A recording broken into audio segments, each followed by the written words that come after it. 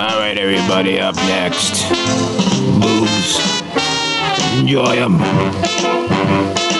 Live from the Windy City by the Bay, Denver, Colorado, this is your old friend, Kent Shelton, and this is this week's Boob Report. I've got bad news for film lovers out there. There's a movie in the cinemas right now called Burlesque. And with a sexy title like that, you might think it's going to have some boobs.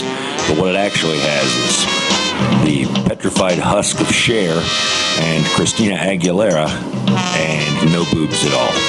Just a lot of horrible crap. It's no good at all.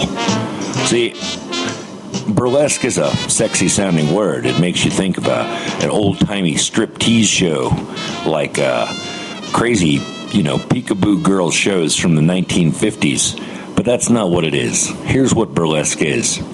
It's hipster nonsense.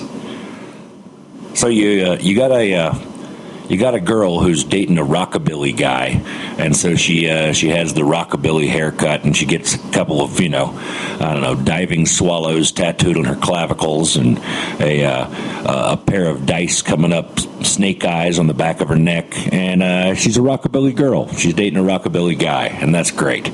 I mean, except that her boyfriend's a white supremacist, but that's another story for another time. So a couple years go by, and the rockabilly girl starts getting a little pudgy, and so the rockabilly guy dumps her, because the rockabilly dudes, they like skinny girls.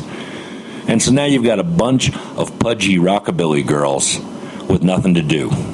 So they form a burlesque troupe.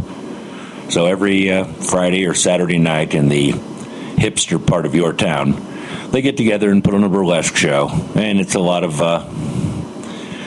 pudgy girls with tattoos peeling off their clothes until they get down to a pair of pasties, and then there's a blackout, and you didn't really get to see any boobs, and you spent $8, and it was a terrible experience. That's what burlesque is.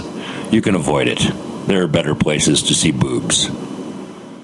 Incidentally, it just gets worse for the rockabilly girl after she's too pudgy to do burlesque, because that's when you become a roller derby girl. You start out as a girl with some tattoos. You end up knocking each other's teeth out in roller derby. So, to you young girls out there in podcast land who are thinking about dating the rockabilly boy, I just want you to know the path that you're starting to walk down, no good. Hey, that's the Boob Report for this week.